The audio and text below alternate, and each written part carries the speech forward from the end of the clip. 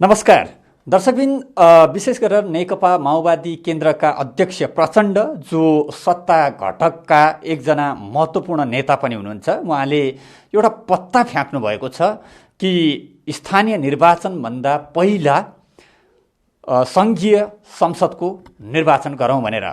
निर्वाचन आयोगले जेठ अगावै वैशाखभित्रमै अथवा जेठ 5 गतेभन्दा अगाडि नै स्थानीय तहको निर्वाचन गरिसक्नुपर्ने र छिटोभन्दा छिटो निर्वाचनको मिति घोषणा हुनुपर्ने भनेर दबाब दिइरहेको, सुझाव दिइरहेको अवस्थामा नेकपा माओवादी केन्द्रका अध्यक्ष तथा सत्ता गठबन्धनका एकजना महत्त्वपूर्ण नेता प्रचण्डको जुन अभिव्यक्ति आएको छ, यो अभिव्यक्तिलाई महत्त्वपूर्ण रूपमा हेरिएको छ। यसमा कङ्ग्रेसका कतिपय नेताहरू पनि सहमत छन् कि स्थानीय तहको निर्वाचनभन्दा अगावै सङ्घीय संसदको निर्वाचन गर्नुपर्छ भनेर।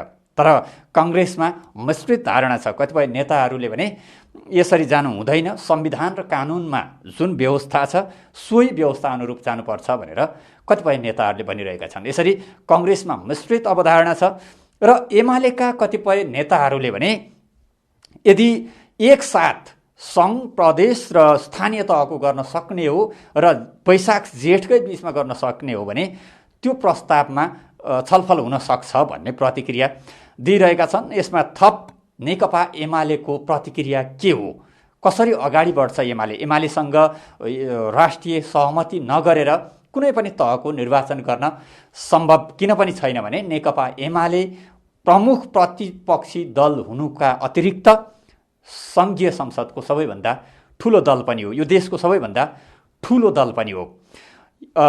यी विविध विषयमा कुरा गर्नका निमित्त यतिखेर हामीमाझ नेकपा एमालेका प्रभावशाली नेता उपमहासचिव विष्णु रिमाल हुनुहुन्छ। रिमालज्यू नमस्कार, स्वागत छ यहाँलाई। नमस्कार, धन्यवाद।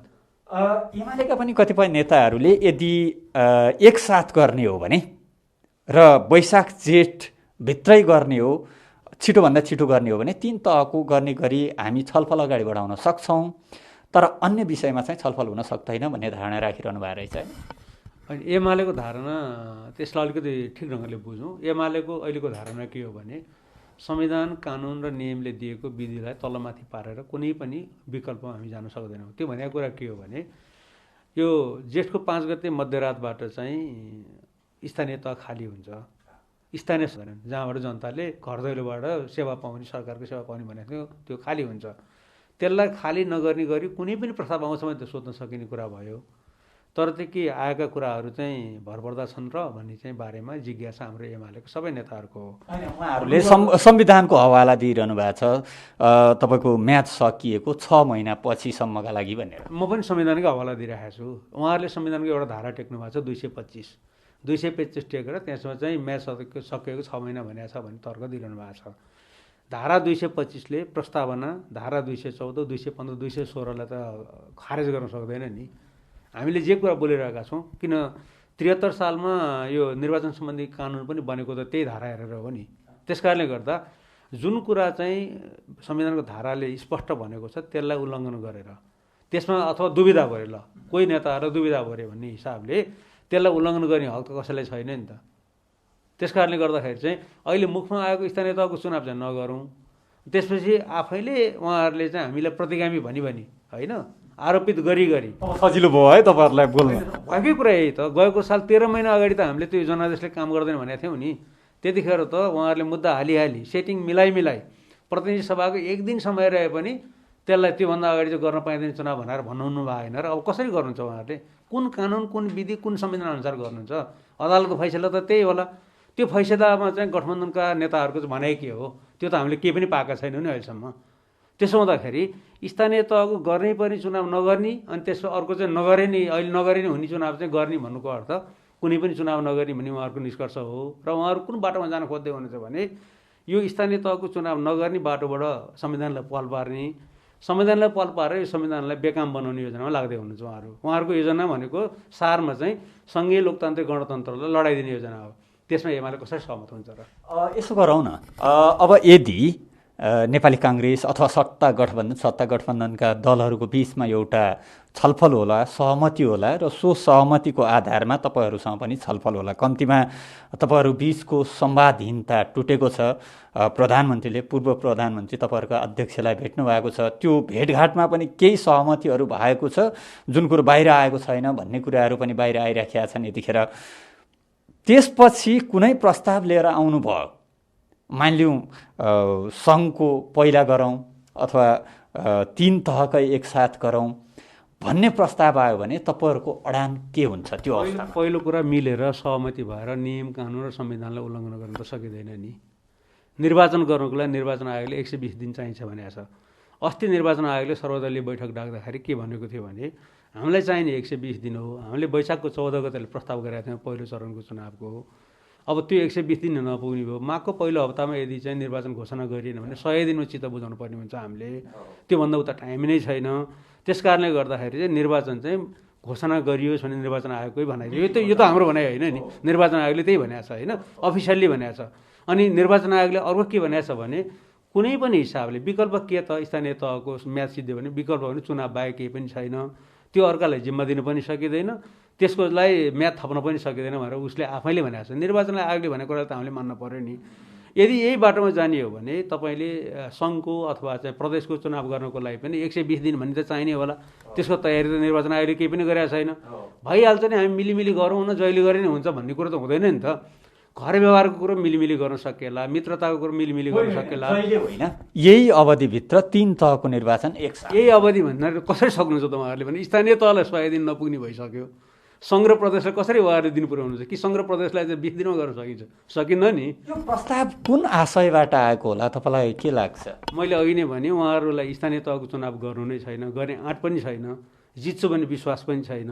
त्यस कारणले गर्दाखेरि स्थानीय तहको चुनाव टार्नको लागि उहाँहरूले त्योभन्दा ठुलो कुरा गर्नुभएको हो, सङ्घको कुरा गर्नुभएको हो। त्योभन्दा नि कप्टी मनका साथ भनिरहनु भएको छ। किनभने उहाँहरूले मुद्दा हाल्नु भएको छ नि। अहिले मैले दोहोऱ्याएँ नि, मुद्दा हालिकन के फैसला गराउनु भएको छ भने प्रतिनिधि सभाको आयु 1 दिन बाँकी रहेछ भने विघटन गर्न पाइँदैन भनेर उहाँहरूले आदेश गराउनु भएको छ। अदालतको आदेश कसरी काट्नुहुन्छ? कुनै पनि नेताले, म नाम लिन चाहन्न, कुनै पनि नेताहरूको होइन, कुनै पनि दलका नेताहरूले कसरी काट्न सक्नुहुन्छ? हामी सबै मिल्यौँ रे मान्नुहोस्, प्रतिनिधि सभामा रहेका सबै दल मिल्यौँ रे, सबै दल मिलेर संविधान मिच्न सक्छौँ र हामीले सक्दैनौँ नि। त्यहाँबाट त कि तपाईँले संविधान संशोधन गर्नु पर्यो, त्यो एजेन्डा हो त? अहिले संविधान संशोधन एजेन्डा हो त? एजेन्डा हो भने के भनेर एजेन्डा आउनु पऱ्यो भन्दाखेरि हामी स्थानीय तहलाई खत्तम गर्छौँ भनेर आउनु पऱ्यो एजेन्डा। त्यसमा हामी सहमत हुन सकौँला त? हामीले जनतालाई अधिकार दिने, घर दैलोमा सरकार पुर्याउँछौँ भनेर प्रतिबद्धता व्यक्त गरेर चुनाव लड्ने। अहिले चाहिँ म्याच सिद्धिन लागेको ठाउँमा नयाँ मान्छे चुन्छु भने जनता चाहिँ भोट हाल्न तयार भएको बेलामा त्यो अधिकारले स्थगित गरेर अर्को काम गर्नको लागि चाहिँ हामी मिलौँ भनेर हामीले चाहिँ संविधान संशोधन कानुनलाई अध्यादेश भनेर गयौँ भनेदेखि जनताले के भन्ला हामीलाई? त्यसो हुँदाखेरि यो हिँड्ने बाटो नै होइन। उहाँहरू हिँड्नै चाहनु भएको छैन। उहाँहरू सत्ता टिकाउनुको लागि अरू पहल पार्न खोज्दै हुनुहुन्छ। त्यति त नेपाली जनताले नै बुझ्छन्, एमाले नै बुझ्छ। यति मात्रै भन्न चाहन्छौँ हामीहरू। सबै दल मिलेर प्रस्ताव पारित गरेर संसदमा संविधान संशोधन गर्नुपर्ने अवस्थामा संविधान ऐन कानुनहरू संशोधन गर्नुपर्ने अवस्थामा ऐन कानुनहरू संशोधन गरौँ र जाउँ भन्ने कुराहरू। ऐन संशोधन र संविधान संशोधनमा दुईवटा प्रक्रिया छ कि। संविधान संशोधन अलप सडन हुँदैन, त्यसमा निश्चित प्रक्रियाहरू छन्, लामो प्रक्रिया छ होइन। त्यसो हुँदाखेरि ऱ्यासनल चाहियो नि, तर्क चाहियो नि, के आधारमा हामी संविधान संशोधन गर्ने? अहिले संविधान संशोधन गर्ने भनेको त के तर्कमा जानु पर्यो भन्दाखेरि हामीलाई अहिले प्रदेशको चुनाव र सङ्घको चुनाव गर्न मन लाग्यो, स्थानीय तहको चुनाव चाहिँ टार्न मन लाग्यो, त्यसकारण संविधान संशोधन गर्ने प्रस्ताव ल्याउनु पर्यो नि। त्यस्तो प्रस्तावमा एमाले समर्थन गर्न सक्छ होला र एमाले जनतालाई अधिकार सम्पन्न गर्ने कुरामा त्यसलाई कटौती गर्ने गरी जाउँ भन्ने आएका कुरालाई त एमाले त समर्थन गर्नै सक्दैन नि। यो त प्रस्तावै चर्चामा आउन सक्दैन। मलाई लाग्छ जसले यो प्रस्ताव अगाडि ल्याउँछ त्यो नै खाल्टोमा पर्ने स्थिति हो। यो त सोध्नै नपर्ने कुरा किन सोध्नु नेताहरूले मैले बुझ्न सकिरहेको छैन। कतिपय कङ्ग्रेसकै नेताहरू पनि यसमा सहमत छैनन् भन्ने सुन्नमा आएको छ।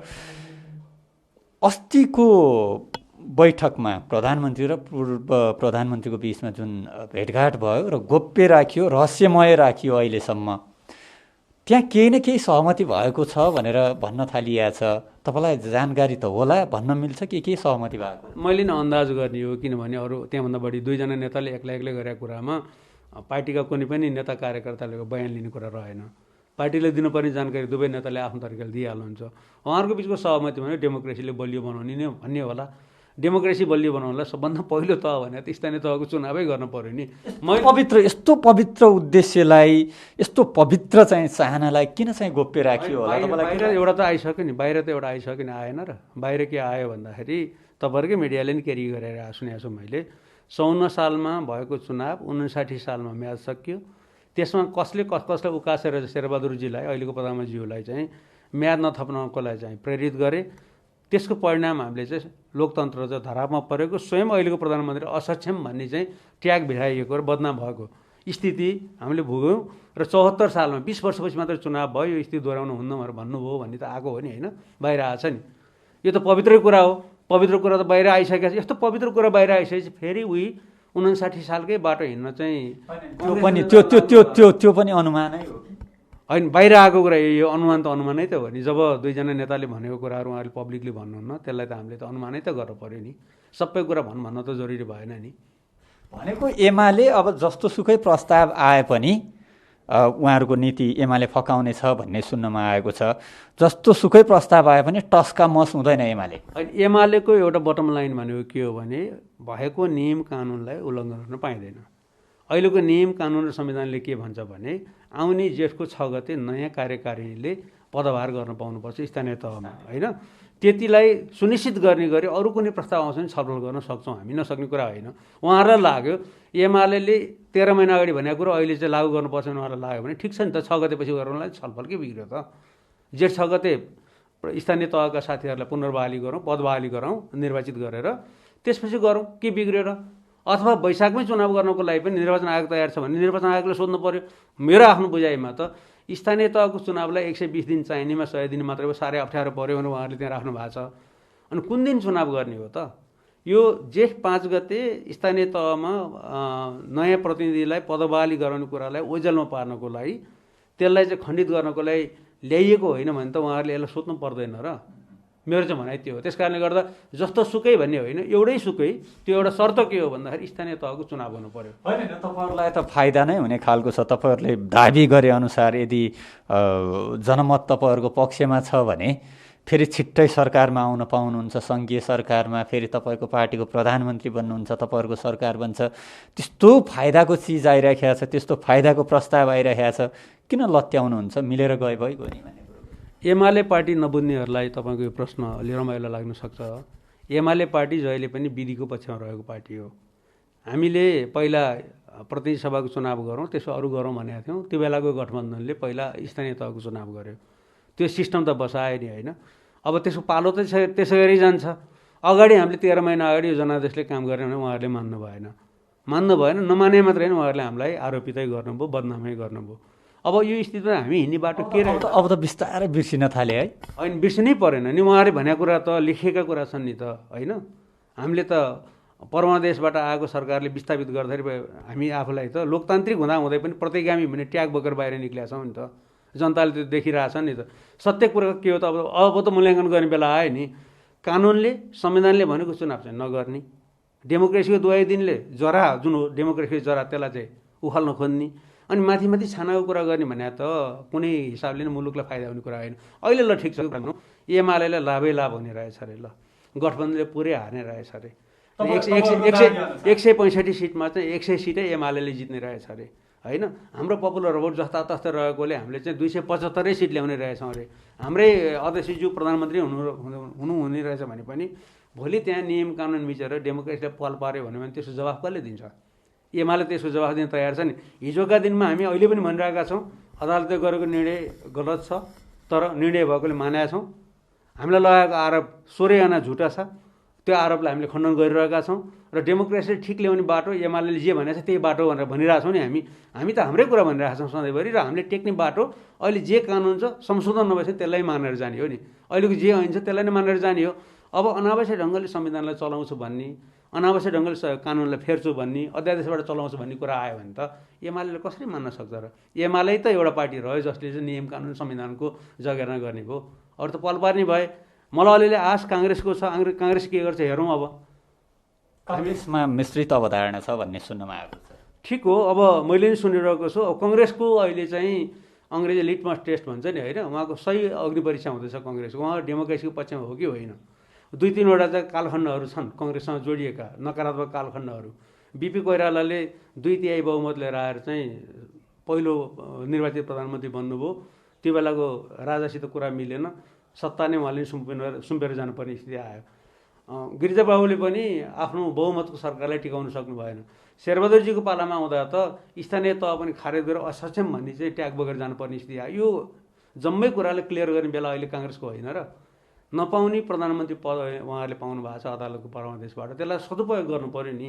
प्रत्येक कङ्ग्रेसजनले यसलाई सोचन् भन्ने लाग्छ मलाई। उहाँहरू डेमोक्रेसीको जरालाई पल पार्ने कि दह्रो बनाएर लिएर जाने उहाँहरू। बिपी कोइरालाप्रति गरेको तपाईँको टिप्पणीले चाहिँ राजावादीहरूलाई बल पुग्छ कि त्यो चाहिँ अलिकति अत्याचार राजाको बढी थियो कि महत्त्वाकाङ्क्षा अलिक बढी थियो कि जननिर्वाचित जसलाई अनुभव थिएन त्यो बेला सत्ता सञ्चालनको त्यो फाइदा लिएर पार्टीभित्रको कलहको फाइदा लिएर त्यसरी चाहिँ सत्ता हत्याउने कुरा त्यसले चाहिँ अलि अप्ठ्यारो पर्छ। ठिक हो, तपाईँले भनेको कुरा मेरो असहमति होइन।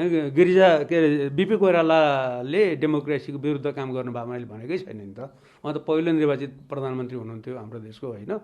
नेपाली कङ्ग्रेसको आदर्श नेता हुनुहुन्छ उहाँहरूको त आएको नै हो। हामीले पनि नेपालको चर्चित नेताहरूमध्ये एक नेता उहाँलाई मान्छौँ, नमान्ने कुरै रहेन होइन। त्यस कारणले गर्दा त्यतिखेर निरङ्कुश राजतन्त्रले सत्ता हत्यायो। 30 वर्षसम्म हामी चाहिँ निरङ्कुश पञ्चायत व्यवस्था विरुद्ध लड्न बाध्य भयौँ नि त। मेरो जेनेरेसन त त्यही व्यवस्था विरुद्ध लडेर हुर्केको जेनेरेसन हो नि। त्यसो हुँदाखेरि यसमा त कुनै शङ्कै भएन। तर हामीले मूल्याङ्कन गर्नुपर्ने विषय के हो भने ऐन मौकामा हातमा सत्ता आउँदा लोकतन्त्रले जोगाउने काम हामीले गरेनौँ भन्ने आउँछ कि हाम्रो नाममा नै आयो नि त। गएको साल हामीले चाहिँ प्रतिनिधि सभाले काम गरेन भनेर विघटन गर्दाखेरि हामीलाई आरोप लगाइएको होइन र म त अहिले पनि आरोपै भनिरहेको छु। जुन कुरा अहिले पुष्टि हुँदैछ हामीले भनेको कुराहरू उहाँहरू नै अलि हतार चुनाव गरेर सही व्यवस्थापन गर्न सकिएन भने सङ्कट भोग्नुपर्छ भन्ने तपाईँको निष्कर्ष। दलले मात्रै होइन लोकतन्त्रले र मुलुकले नै अप्ठ्यारो भोग्नुपर्छ, एउटा पुस्तालाई नै अप्ठ्यारो पार्छ। त्यसकारण यो बाटोमा कोही पनि हिँड्नु हुन्न भन्ने मेरो तर्क हो। समय दिनुभयो तपाईँलाई धन्यवाद, धेरै धेरै धन्यवाद। दर्शकबिन उहाँ हुनुहुन्थ्यो एमाले नेता विष्णु रिमाल र हामी अन्य दलहरूका प्रतिक्रिया पनि यसै गरी जोड्ने नै छौँ। यो प्रस्ताव कसरी आयो, कुन आशयबाट आयो र यसको प्रभाव कस्तो पर्छ, हामी सम्पूर्ण विषयमा यो केलाउने प्रयत्न गर्नेछौँ। अहिलेका लागि भने थप समाचार र थप सूचनाका लागि यहाँहरूको ध्यान हाम्रो केन्द्रीय स्टुडियोतर्फ केन्द्रित गर्दछु।